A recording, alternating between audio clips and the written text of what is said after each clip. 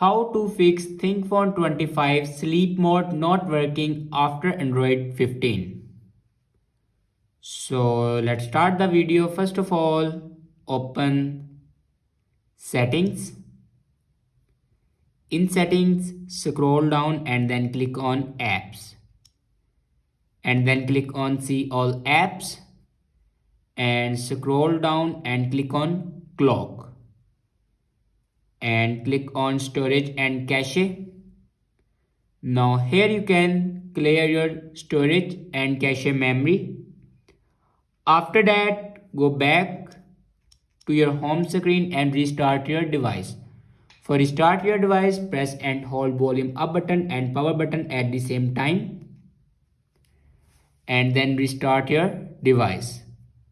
After restart your device, then open settings.